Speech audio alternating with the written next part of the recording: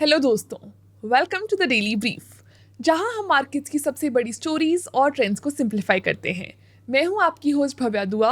आज है ट्यूसडे 22 अक्टूबर और आज मैं आपके लिए 3 बड़ी स्टोरीज लाई हूं। आप हमें स्पॉटिफाई, एप्पल पॉडकास्ट या किसी भी प्लेटफॉर्म पर सुन सकते हैं। और अगर आप पढ़ना प्रेफर करते हैं तो हमारे नो स्पैम न्यूज़लेटर को सब्सक्राइब कर लीजिए for a quick run down. सब लिंक्स आपको डिस्क्रिप्शन में मिल जाएंगे। तो चलिए शुरू करते हैं। आज सबसे पहले मैं बात करूंगी एचडीएफसी बैंक और बाकी बैंक्स के क्वार्टरली रिजल्ट्स के बारे में। फिर हम डिस्कस करेंगे क्विक कॉमर्स के बारे में और आखिरी में हम बात करेंगे बॉन्ड मार्केट के बारे में।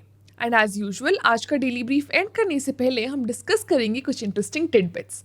तो चलिए आज की पहली स्टोरी से शुरू करते हैं। एचडीएफसी बैंक के बारे में काफ़ी चीज़ें फेमस हैं, लेकिन एक चीज जो हमेशा इसके कंपेटिटर से अलग है वो है उसकी कंसिस्टेंट हाई लोन ग्रोथ। सालों तक ये ऑलमोस्ट एक रूल जैसा था।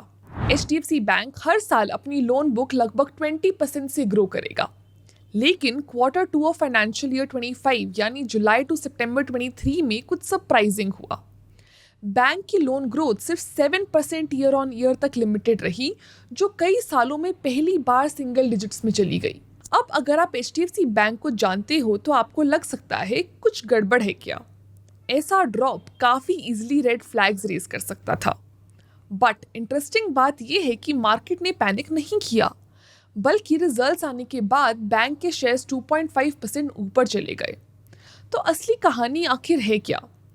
इस ड्रॉप को समझने के लिए एचडीएफसी लिमिटेड और एचडीएफसी बैंक के मर्जर पर एक नज़र डालनी पड़ेगी। एचडीएफसी लिमिटेड एक housing finance company HDFC bank की पेरेंट कंपनी थी।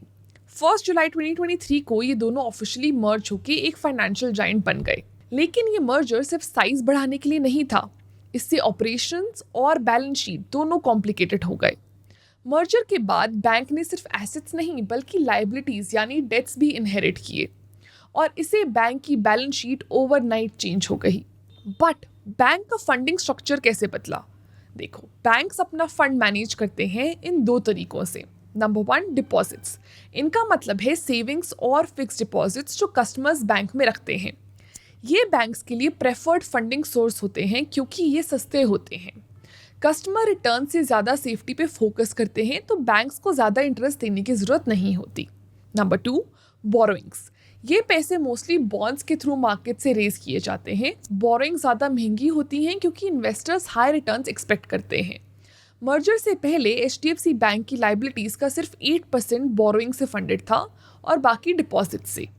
मर्जर के बाद ये 21% तक जंप कर गया, यानी अब डेट के हर 100 रुपीज़ से 21 रुपीज़ मार्केट बोरोइंग से आता है, जो पहले सिर्फ 8 रुपीज़ था। इस शिफ्ट ने 2 इंपॉर्टेंट फाइनेंशियल मैट्रिक्स को इम्पैक्ट किया। Number 1, cost of funds. ये बताता है कि बैंक के लिए पैसे रेज करना कितना महंगा है, क्योंकि बोरोइंग्स डिपॉजिट से ज़्यादा एक्सपेंसिव होती हैं। एचडीएफसी बैंक के कॉस्ट ऑफ फंड्स 4% से बढ़कर 4.8% हो गया। Number 2, credit to deposit ratio which is CD ratio. ये रेशियो शो करता है कि बैंक अपने डिपॉजिट्स का कितना हिस्सा लोन्स के लिए यूज़ कर रहा है। मर्जर के बाद सीडी रेशियो 110% हो गया, जो पहले 86 to 87% के आसपास था। मतलब बैंक अब बोरोइंग्स पे हेविली डिपेंड करते हुए हर 100 रुपीज़ के डिपॉजिट्स पर 110 रुपीज़ का लोन्स दे रहा है। सीडी रेशियो 100% से ज़्यादा होना आइडियल नहीं होता, क्योंकि इसका मतलब है कि बैंक जितने डिपॉजिट्स ले रहा है उससे ज़्यादा लोन्स दे रहा है।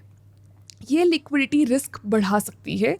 मतलब अगर मार्केट सिचुएशन खराब हो गई या डिपॉजिट्स कम या ख़त्म हो गए, तो बैंक के पास इमीडिएट ऑब्लिगेशंस फुलफिल करने के लिए कैश कम पड़ सकता है। इस रिस्क को अवॉइड करने के लिए एचडीएफसी बैंक के लिए सीडी रेशियो को कंट्रोल करना अब प्रायोरिटी बन गया है। इस शिफ्ट को मैनेज करने के लिए और स्टेबिलिटी इंश्योर करने के लिए एचडीएफसी बैंक एक 3 पार्ट स्ट्रैटेजी इंप्लीमेंट कर रहा है। लोन ग्रोथ स्लो करना। बैंक अब इंटेंशनली लोन ग्रोथ को स्लो कर रहा है। सीईओ शशिधर जगदीशन ने प्लान आउटलाइन किया है कि अगले कुछ सालों तक डिपॉजिट्स को लोन से तेज ग्रो कराया जाएगा। लेटेस्ट क्वार्टर में बैंक ने अपने होलसेल लोन्स मतलब कॉर्पोरेट्स और बिजनेसेस को दिए लोन्स रिड्यूस कर दिए हैं और एक कॉशियस अप्रोच अपना रहा है।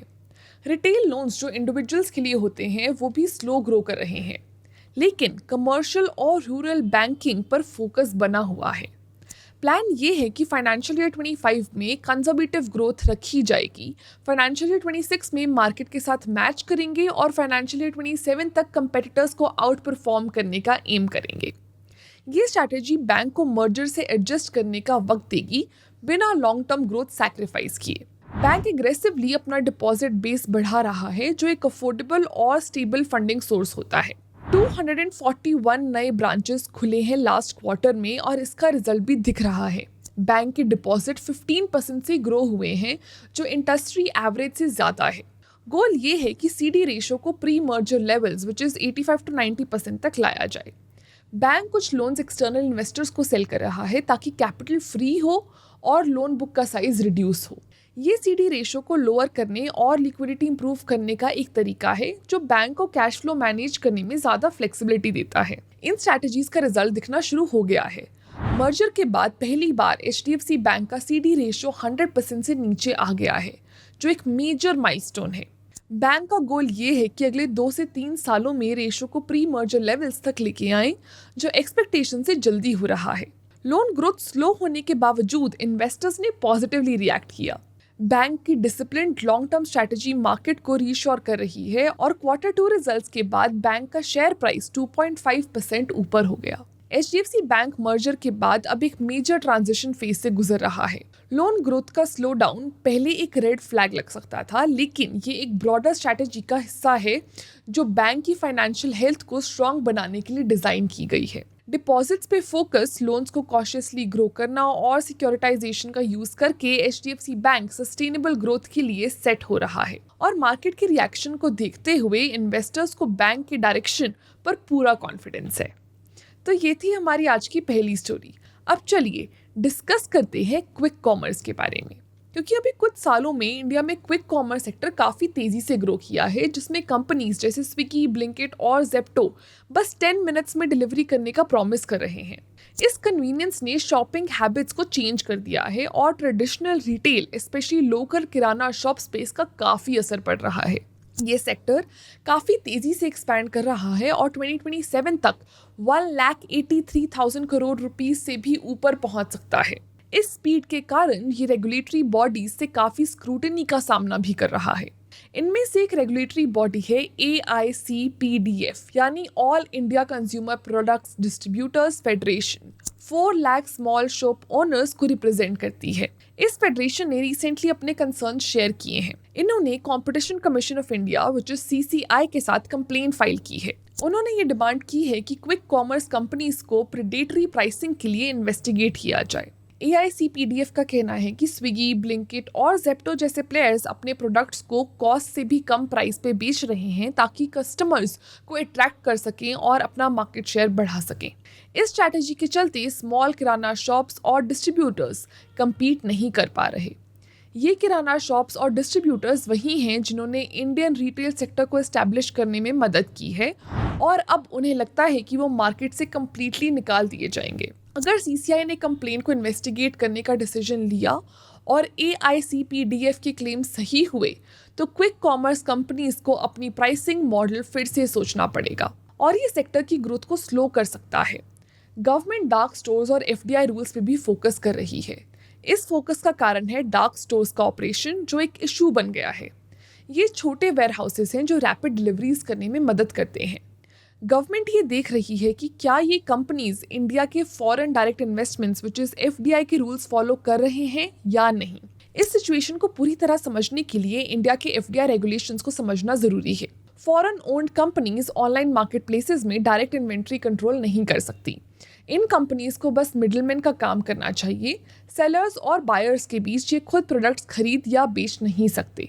प्रॉब्लम ये है कि टेक्निकली ये कंपनीज प्रोडक्ट्स ओन नहीं करती, लेकिन वो दूसरी एंटिटीज के साथ काम करती हैं डार्क स्टोर्स चलाने के लिए। ये मॉडल ये सवाल उठाता है कि क्या ये इनडायरेक्टली इन्वेंट्री कंट्रोल कर रहे हैं? अगर हाँ, तो ये FDI रूल्स की वायलेशन हो सकती है। कॉमर्स मिनिस्टर पीयूष गोयल ने इस इशू को सीरियसली लिया है। क्विक कॉमर्स कंपनीज के एग्जीक्यूटिव्स के साथ मीटिंग की है और उनके ऑपरेशनल स्ट्रक्चर के बारे में ज़्यादा ट्रांसपेरेंसी की डिमांड की है। गवर्नमेंट ये पता करने की कोशिश कर रही है कि क्या ये कंपनीज रूल्स फॉलो कर रही हैं या रूल्स के वीकनेसेस का मिसयूज कर रही हैं। ये पहली बार नहीं है कि इंडिया ने डिजिटल रिटेल स्पेस में ऐसे इश्यूज का सामना किया है। Amazon और फ्लिपकार्ट भी पहले इसी तरह की स्क्रूटनी में आए थे, स्पेशली इन्वेंट्री कंट्रोल को लेकर। Amazon का क्लाउड टेल के साथ पार्टनरशिप एक बड़ा एग्जाम्पल है। ऑफिशियली क्लाउड टेल एक थर्ड पार्टी सेलर था, लेकिन Amazon ने जॉइंट वेंचर के थ्रू उसमें सिग्निफिकेंट स्टेक लिया हुआ था। इस वजह से Amazon प्रोडक्ट अवेलेबिलिटी और प्राइसिंग पे काफ़ी कंट्रोल कर रहा था, बिना प्रोडक्ट्स को डायरेक्टली ओन किए। ये मॉडल एफडीआई रेगुलेशंस के लिमिट्स को चैलेंज कर रहा था। वहीं फ्लिपकार्ट, जिसे वॉलमार्ट ओन करता है, डब्ल्यूएस रिटेल के थ्रू सिमिलर एक्विजिशंस का सामना कर चुका है। ये स्ट्रक्चर्स कंपनीज को और एग्रेसिव डिस्काउंट्स और प्रमोशंस ऑफर करने का मौका देती हैं, जो स्मॉल रिटेलर्स के लिए टफ कंपटीशन क्रिएट करता है। 2018 और 2020 में इंडियन गवर्नमेंट ने ई कॉमर्स रेगुलेशंस टाइटन कर दिए, जिसने अमेजॉन और फ्लिपकार्ट को अपने बिजनेस मॉडल्स रिस्ट्रक्चर करने पे मजबूर किया। लेकिन मार्केट पे उनका इन्फ्लुएंस अब भी एक कंसर्न बना हुआ है। पीयूष गोयल ने प्रेडेटरी प्राइसिंग प्रैक्टिसेस के खिलाफ ओपनली स्टैंड लिया है। एक रीसेंट स्टेटमेंट में गोयल ने ऐसे बिजनेस मॉडल्स पे क्वेश्चन उठाया जो डीप डिस्काउंट्स और लॉसेस पे ऑपरेट करते हैं। If you make 6,000 crore loss in 1 year, does that not smell of predatory pricing to any of you? उन्होंने ये कंसर्निंग बात भी कही कि ई कॉमर्स प्लेटफॉर्म्स इलीगल तरीके से ऑपरेट कर रहे हैं। The e-commerce platform legally cannot do business to consumer. They create entities where Indians contribute to making those entities settle. How do you buy? B2C is not allowed on these platforms. How are they doing it? ये statements show करते हैं कि government quick commerce और e commerce companies के business models को लेकर काफ़ी sceptical है, और स्पेशली उनके डीप डिस्काउंट्स और सस्टेन लॉसेस पे बेस्ड स्ट्रैटेजी के बारे में। कॉम्प्लेक्स कॉर्पोरेट स्ट्रक्चर्स जो एफडीआई रेगुलेशंस को अवॉइड करने की कोशिश लगते हैं, और ट्रेडिशनल रिटेल और स्मॉल बिजनेसेस पे इनके लॉन्ग टर्म इम्पैक्ट को लेकर। अगर स्विगी, ब्लिंकिट एंड जेप्टो के ऑपरेशंस और प्राइसिंग मॉडल्स के रेगुलेशंस के खिलाफ पाए गए, तो उन्हें अपने ऑपरेशंस को बहुत चेंज करना पड़ सकता है। क्विक कॉमर्स सेक्टर अब एक टर्निंग पॉइंट पे है। जितना ये शॉपिंग हैबिट्स को ट्रांसफॉर्म कर रहा है और पहले से ज़्यादा कन्वीनियंस दे रहा है, उतना ही ये ट्रेडिशनल रिटेल सिस्टम्स और रेगुलेशंस को चैलेंज कर रहा है। अब की क्वेश्चंस ये हैं कि क्या रेगुलेटरी चेंजेस से डिलीवरी टाइम्स लॉन्गर हो जाएंगी? क्या क्विक कॉमर्स कंपनीज अपने मॉडल्स को रेगुलेशंस के हिसाब से अडेप्ट कर पाएंगी और ग्रोथ जारी रख पाएंगी? ये चेंजेस ब्रॉडर रिटेल इकोसिस्टम और इनके पार्टिसिपेंट्स जैसे किराना शॉप्स और ट्रेडिशनल डिस्ट्रीब्यूटर्स पे क्या इम्पैक्ट डालेंगे? जैसे गवर्नमेंट अपनी स्क्रूटनी टाइट कर रही है और सीसीआई एआईसीपीडीएफ की कंप्लेन को कंसिडर कर रहा है, इन क्वेश्चंस के जवाब इंडिया के रिटेल फ्यूचर को शेप करेंगे। तो ये थी हमारी आज की सेकंड स्टोरी। चलिए अब चलते हैं आज की लास्ट स्टोरी पे। सेबी ने कॉर्पोरेट बॉन्ड्स के लिए एक नई लिक्विडिटी विंडो इंट्रोड्यूस की है। मुझे पता है कि लिक्विडिटी विंडो सुनते ही थोड़ा फाइनेंस हेवी टर्म लगता है, बट वेट, ये काफ़ी ही कूल कॉन्सेप्ट है। बात कुछ ऐसी है, जो कंपनीज बॉन्ड्स इशू करेंगी वो इन्वेस्टर्स को एक पुट ऑप्शन दे सकती हैं। पुट ऑप्शन को एक सेफ्टी नेट जैसा समझिए।